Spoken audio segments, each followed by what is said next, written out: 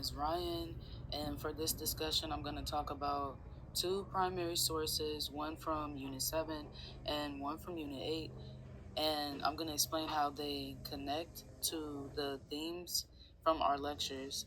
So, the first source that I chose was Angelina Gimke, written in 1837 and published in The Liberator.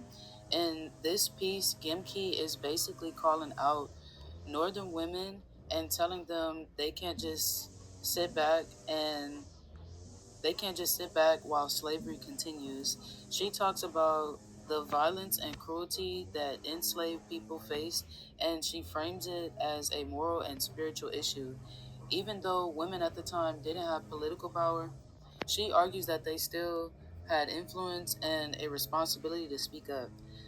This ties in really well with Unit 7 lecture, where Professor Lopez talked about how women became a powerful force in the abolition movement, and he explained how slavery wasn't just an economic or political issue, it was a moral one, and women used that angle to make their voices heard.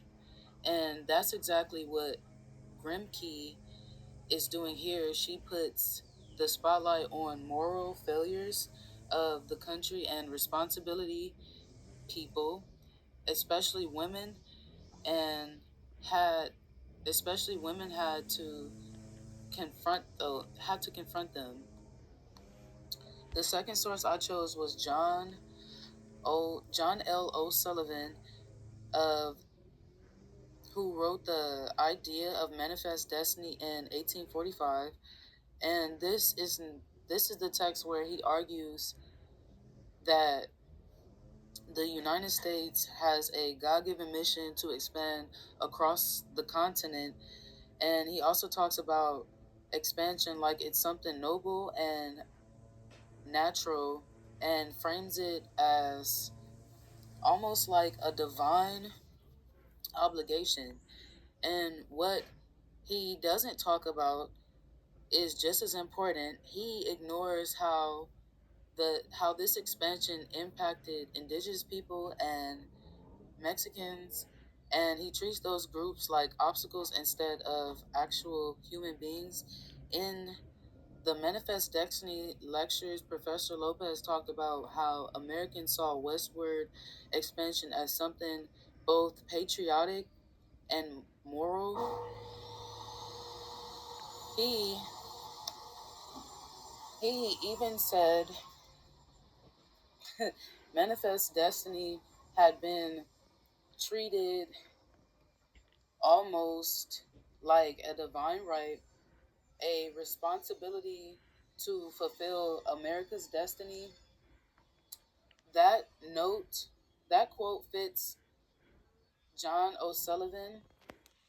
That fits his argument perfectly because he uses morality to justify taking land, even though the consequences were violent and unfair. And when you put those two sources side by side, you can see how different the moral arguments were in this time.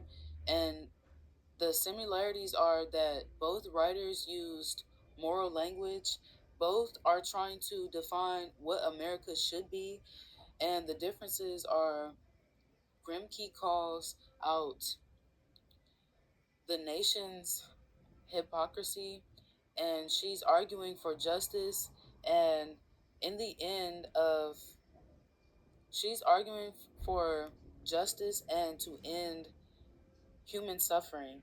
And O'Sullivan, on the other hand, uses morality to justify expansion, even though it causes suffering for others. Grimke focused on human rights, and O'Sullivan is focused on national growth and power. And what these two sources show is that America was dealing with very different competing ideas of what it was meant to be a good nation, and one framework, on the other hand, pushed towards ending slavery, while the other one pushed on taking more land, even though war and displacement both claim to be acting in the name of American value. And my question is, how do you think the idea of American having a moral mission allowed people to justify both movements, like abolition on the other hand and expansion into Mexico on the other?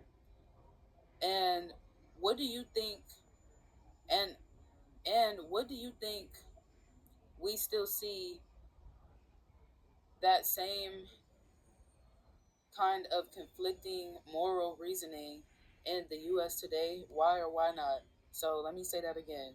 Do you think we still see the same kind of conflicting moral reasoning in the US today?